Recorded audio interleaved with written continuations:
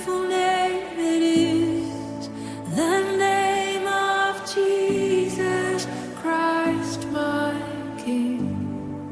What a beautiful name it is, nothing compares to this. What a beautiful name it is, the name of Jesus. Shalom saudaraku, selamat pagi, selamat hari Minggu. Tidak terasa kita telah ada di minggu kedua masa Prapaskah hari ini, 21 Maret 2021.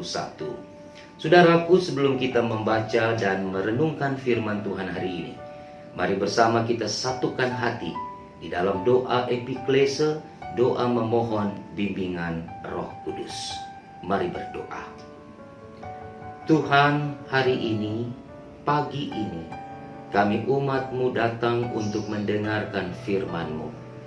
Kami mohon kepadamu ya Kristus, urapi kami dengan kuasa Roh-Mu yang kudus, agar kami sekalian dapat diarahkan, dapat fokus pada suara Tuhan, dan kemudian kami dimampukan untuk melakukan firman Tuhan ini dalam kehidupan beriman kami. Tuhan bersabdalah, kami siap mendengarkannya. Amin. Kekasih-kekasih Tuhan, pembacaan Alkitab pada hari ini terambil dari Injil Matius. Matius 20 ayat 1 sampai ayat yang ke-16 dengan judul perikop perumpamaan tentang orang-orang upahan di kebun anggur. Adapun hal kerajaan sorga sama seperti seorang tuan rumah yang pagi-pagi benar keluar mencari pekerja-pekerja untuk kebun anggurnya. Setelah ia sepakat dengan pekerja-pekerja itu mengenai upah sedinar sehari, ia menyuruh mereka ke kebun anggurnya. Kira-kira pukul 9 pagi ia keluar pula dan dilihatnya ada lagi orang-orang lain menganggur di pasar. Katanya kepada mereka, "Pergi jugalah kamu ke kebun anggurku, dan apa yang pantas akan kuberikan kepadamu." Dan mereka pun pergi. Kira-kira pukul 12 dan pukul 3 petang, ia keluar pula dan melakukan sama seperti tadi. Kira-kira pukul 5 petang, ia keluar lagi dan mendapati orang-orang lain pula. Lalu katanya kepada mereka, "Mengapa kamu menganggur saja di sini sepanjang hari?" Kata mereka kepadanya, "Karena tidak ada orang yang mengupah kami." Katanya kepada mereka, "Pergi jugalah kamu ke kebun anggurku."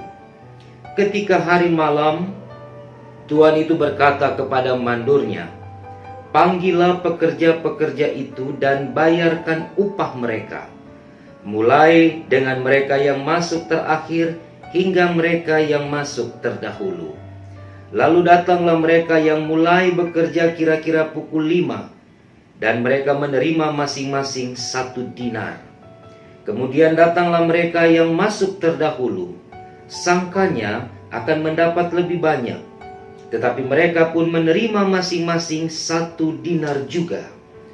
Ketika mereka menerimanya, mereka bersungut-sungut kepada tuan itu, katanya, "Mereka yang masuk terakhir ini hanya bekerja 1 jam, dan engkau menyamakan mereka dengan kami yang sehari suntuk bekerja berat dan menanggung panas terik matahari." Tetapi tuan itu menjawab seorang dari mereka, "Saudara, aku tidak berlaku tidak adil terhadap engkau. Bukankah kita telah sepakat sedinar sehari? Ambillah bagianmu dan pergilah. Aku mau memberikan kepada orang yang masuk terakhir ini sama seperti kepadamu. Tidakkah aku bebas mempergunakan milikku menurut kehendak hatiku? Atau iri hatikah engkau karena aku murah hati?" Demikianlah orang yang terakhir akan menjadi yang terdahulu, dan yang terdahulu akan menjadi yang terakhir. Demikian sabda Kristus hari ini bagi kita. Terpujilah Tuhan. Hosiana. Saudara-saudara yang dikasihi dan diberkati Tuhan Yesus Kristus, hari ini kita belajar tentang sebuah perumpamaan yang Tuhan Yesus sampaikan di dalam pembahasan Injil Matius, khususnya di pasal yang ke-20 ayat 1 sampai ayat yang ke-16. Kita telah membaca perikop ini dan sepintas kita dapat memahami isi dari perumpamaan yang Tuhan Yesus sampaikan. Catatan kita yang pertama, saudara, adalah bahwa perumpamaan ini berbicara tentang konsep kerajaan sorga. Saudara perhatikan di ayat yang pertama, adapun hal kerajaan sorga, itu yang dipakai oleh Tuhan Yesus untuk menjelaskan tentang konsep kerajaan sorga di dalam bahasan atau di dalam perumpamaan yang Tuhan Yesus sampaikan kepada para muridnya. Mengapa Yesus menggunakan perumpamaan tentang pekerja dan pemilik pokok anggur atau kebun anggur? Karena memang konteks masyarakat Yahudi pada saat itu adalah sebagian besar adalah pekerja di kebun-kebun anggur. Mereka menjadi upahan, mereka menjadi orang-orang yang bekerja kepada tuan-tuan pemilik tanah. Dan ketika kisah ini atau keadaan ini diangkat oleh Yesus menjadi sebuah contoh, menjadi sebuah kiasan, menjadi sebuah ilustrasi, menjadi sebuah perumpamaan, maka diharapkan para murid-murid Yesus yang mendengar ajaran ini langsung menangkap muatan pesan yang mau disampaikan Yesus melalui kisah ini. Nah, kekasih-kekasih Tuhan, ini menarik karena dikisahkan bahwa pemilik kebun, sang tuan, itu mencari pekerja untuk bekerja di ladangnya, di kebunnya. Pagi-pagi sekali, katakanlah jam 6 pagi, ia sudah pergi untuk mencari orang. Dan ia mendapatkan orang yang menganggur, lalu kemudian membuat kesepakatan, membuat perjanjian bahwa upah mereka 1 hari bekerja di kebun anggur dihargai 1 dinar. Maka orang yang jam 6 pagi tadi, mereka sudah mulai bekerja di kebun anggur sang tuan, pemilik kebun. Jam 9 pagi, tuan ini kemudian berjalan kembali mencari orang di pasar untuk bekerja di kebun anggurnya. Setelah bersepakat sama dengan orang yang bekerja pada pukul 6 pagi, bahwa upah mereka 1 hari 1 dinar, maka orang-orang yang bekerja pada pukul 9 pun mulai melaksanakan pekerjaan mereka di kebun itu. Jam 12, jam 3 sore, jam 5 sore, tuan ini juga terus mencari pekerja untuk bekerja di kebun anggurnya. Kita tidak tahu seberapa besar kebun anggur sang tuan ini, tetapi dapat dipastikan ketika ia mencari begitu banyak orang untuk bekerja di kebunnya, maka kebun itu luas, kebun itu besar, sehingga ia membutuhkan banyak orang untuk mempekerjakan kebunnya. Nah, kekasih-kekasih Tuhan, pada malam hari tibalah waktu untuk membayar upah, membayar gaji atau honor dari seluruh pekerja yang bekerja dari jam 6 pagi, jam 9 pagi, jam 12 siang, jam 3 sore, dan jam 5 sore. Maka sang tuan kemudian memerintah mandornya untuk memanggil semua pekerja dan kemudian mulai membayar. Setiap orang mendapatkan 1 dinar sesuai kesepakatan. Nah, muncul masalah karena orang-orang yang bekerja atau pekerja-pekerja yang mulai bekerja dari pagi hari sampai siang hari dibayar sama dengan orang atau pekerja yang bekerja dari jam 5 petang. Artinya dia hanya bekerja 1 atau 2 jam, kemudian dia dibayar sama 1 dinar dengan pekerja yang bekerja dari pagi ataupun dari siang hari. Nah, dalam bacaan kita tadi, saudara-saudara, dikisahkan bahwa pekerja-pekerja ini memprotes. Mereka bersungut, mereka tidak terima. Seakan-akan sang tuan itu mempraktekkan ketidakadilan kepada mereka. Kekasih Tuhan, menarik ketika di ayat yang ke-13, pada saat protes itu disampaikan kepada sang tuan, pemilik kebun, maka di ayat 13 dikatakan demikian oleh Matius. Tetapi tuan itu menjawab, seorang dari mereka, "Saudara, aku tidak berlaku tidak adil terhadap engkau. Bukankah kita telah sepakat sedinar sehari?" Saudara-saudara, terjadi dualisme pikiran.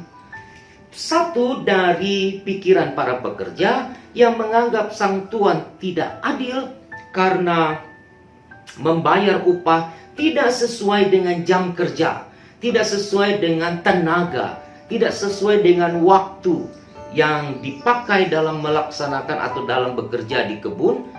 Tetapi sang tuan memiliki konsep berpikir bahwa ini bukan soal adil atau tidak adil. Dan dikatakan di ayat 13, sang tuan dengan tegas mengatakan, "Aku tidak sedang berlaku tidak adil kepada engkau dan kepada yang lain." Karena apa? Karena sang tuan meletakkan konsep berpikir dan keputusannya berdasarkan kesepakatan. Mereka sepakat bahwa satu hari bekerja diupah 1 dinar. Artinya jam berapapun dan berapa jam yang dipakai dalam bekerja, yang pasti bahwa dalam satu hari setiap pekerja akan diupah 1 dinar. Artinya sang pekerja, orang-orang yang bekerja menganggap ini sebagai sebuah tindakan yang tidak adil, tetapi sang pemilik tanah menganggap ini sesuatu yang sangat adil karena dilandaskan pada kesepakatan. Saudara-saudara, catatan apa yang kita bisa tarik dari dua pikiran yang tampil dalam perumpamaan ini? Yang pertama, saya ingatkan dan telah ditegaskan di awal bahwa perumpamaan ini bicara soal konsep kerajaan sorga, kerajaan Allah. Konsep kerajaan Allah itu bukan sesuatu yang eskatologis, Bapak Ibu, atau bukan sesuatu yang nanti akan tiba, nanti akan datang, nanti akan hadir dalam kehidupan di dunia ini setelah dunia ini hancur, setelah kiamat, dan setelah hari Tuhan dalam kesaksian Alkitab. Tidak seperti itu. Konsep kerajaan sorga itu adalah sebuah keadaan, sebuah situasi, sebuah kondisi di mana dalam kerajaan sorga yang ada hanyalah sebuah kenyamanan, kedamaian, ketenangan, keadilan, dan tidak akan ada hal-hal yang akan membuat manusia hidup atau dalam kekekalan itu. Keadaannya nanti ada di dalam ketidakadilan, intimidasi, dan segala sesuatu yang mendukakan hati manusia. Kerajaan sorga adalah sebuah keadaan yang memang dirancang oleh Allah supaya kehidupan yang dialami oleh manusia dan juga bersama dengan Allah adalah kehidupan yang terbaik. Kehidupan yang dipenuhi dengan situasi yang penuh dengan keadaan yang terbaik. Karena itu ketika perumpamaan kebun anggur dan juga orang-orang upahan ini dipakai oleh Yesus untuk menegaskan hal kerajaan sorga, Tuhan Yesus mau katakan adalah bahwa dalam kerajaan sorga yang pertama harus diingat bahwa Allah yang empunya kerajaan itu, bukan manusia. Allah yang empunya tempat, Allah yang empunya ladang, Allah yang empunya kebun. Maka kita semua adalah pekerja-pekerja Allah. Itu harus dicatat yang pertama, bahwa Allah punya hak penuh. Siapa yang bisa masuk, siapa yang bisa mengalami, siapa yang bisa bekerja, siapa yang bisa mengikutinya dengan kesetiaan. Maka hak itu ada pada Allah, tidak bisa diganggu gugat oleh siapapun. Karena itu kalau saudara lihat di dalam ayat yang ke-15 berikut ini, Matius catat begini, "Tidakkah aku bebas mempergunakan milikku menurut kehendak hatiku?" Maka Tuhan Yesus mau bilang bahwa kerajaan sorga, kerajaan Allah itu milik Allah. Dan karena itu milik Allah, maka Allah lah yang punya hak. Manusia tidak bisa mengaturnya sesuka hati manusia.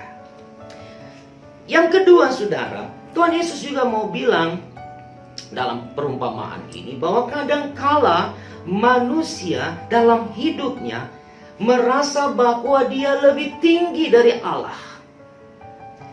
Pekerja seakan-akan lebih tinggi kedudukan dari sang tuan pemilik ladang. Sehingga mereka bisa mengatur, mereka bisa protes, mereka bisa mengeluh, mereka bisa melakukan pemberontakan karena mereka menganggap bahwa mereka lah yang punya ladang ini. Karena mereka lah yang mengerjakan ladang itu. Kekasih-kekasih Tuhan, harus diingat bahwa kita cuma pekerja, kita bukan pemilik ladang. Kita bukan pemilik kebun. Karena itu, ketika sang pemilik melakukan apa yang menjadi haknya, maka itu adalah kebebasan mutlak sang pemilik kebun itu. Dan kita sebagai pekerja tidak bisa memprotes. Kita sebagai pekerja tidak bisa melakukan gugatan. Seakan-akan kita harus mendapat apa yang menurut kita itu harus diberikan kepada kita. Saudara-saudara, itu yang kedua. Catatan yang ketiga juga mau mengatakan di dalam perumpamaan ini bahwa sang pemilik kebun atau Allah sendiri, ya, pemilik kebun anggur atau pemilik ladang itu, dia bebas untuk memberikan apa yang dia anggap baik dan anggap adil, karena ia melakukan segala sesuatu diawali dengan kesepakatan, dengan perjanjian, dengan deal-deal yang dilakukan antara dirinya dengan orang yang mau bekerja di ladangnya, di kebunnya. Ketika segala sesuatu diawali dengan kesepakatan, diawali dengan perjanjian, diawali dengan janji, diawali dengan komitmen, maka dasar hukumnya kuat. Tidak bisa digugat karena kita sudah bersepakat, karena kita sudah berjanji, karena kita sudah mengiyakan apa yang akan dikerjakan bersama. Itu sebabnya Yesus katakan bahwa si pemilik kebun ini, dia menganggap bahwa dia tidak sedang melakukan ketidakadilan, tetapi sebuah keadilanlah yang sedang dilakukan. Bukan soal waktu, bukan soal lama bekerja, tapi ini soal kesepakatan bahwa setiap pekerja satu hari diupah 1 dinar. Jadi mau kerja dari jam 6, jam 9 pagi, jam 12 siang, jam 3 sore, jam 5 petang, semuanya dianggap satu hari bekerja dan berhak mendapatkan 1 dinar. Sehingga sang tuan katakan, apakah kamu bisa iri hati terhadap saudaramu, terhadap orang lain ketika aku melakukan apa yang kuanggap benar berdasarkan kesepakatan kita, berdasarkan perjanjian di awal sebelum kamu masuk kebunku dan menggarap kebunku pada satu hari yang kamu diupah dengan harga 1 dinar itu. Kekasih-kekasih Tuhan yang diberkati, konsep kerajaan sorga itu juga mau bicara soal konsep dalam kehidupan manusia. Apakah itu dalam keluarga, apakah itu dalam persekutuan gereja, apakah itu di dalam kehidupan di tengah masyarakat berbangsa dan bernegara. Konsep kerajaan sorga itu harus diwujudkan, harus dinyatakan, harus terjadi dalam kehidupan gereja dan umat Allah. Dalam keluarga, ketika konsep ketidakadilan itu menjadi bagian yang dilakukan dalam kesadaran antara orang tua dan anak, suami, istri, anak dengan anak, kakak dengan adik, maka sesungguhnya dalam keluarga itu tidak pernah mengalami situasi keadaan sebagaimana yang akan terjadi dalam kerajaan sorga kelak. Dalam persekutuan gereja, dalam pelayanan, dalam persekutuan dan kesaksian, ketika banyak orang menganggap bahwa dirinya lebih penting, dirinya lebih hebat, dirinya lebih punya power dibandingkan yang lain dalam kehidupan persekutuan, maka sesungguhnya persekutuan itu atau gereja itu, jemaat itu sedang tidak mengalami keadaan di dalam kerajaan Allah, dalam kerajaan sorga. Kekasih-kekasih Tuhan, terlalu banyak contoh di dalam kehidupan persekutuan kita. Ketika ada banyak orang menganggap dirinya yang jauh lebih lama, mereka lebih berpengalaman, mereka yang mendirikan gereja, mereka yang menjadi majelis jemaat awal-awal, ya. Lalu kemudian mereka menganggap bahwa mereka lah yang punya hak besar di dalam kehidupan gereja itu. Lalu orang-orang lain, jemaat-jemaat yang mungkin baru datang, mungkin baru bergabung, mungkin baru menjadi bagian dalam persekutuan, itu dianggap tidak punya hak bicara atau tidak punya hak untuk mengatur menata kehidupan gereja.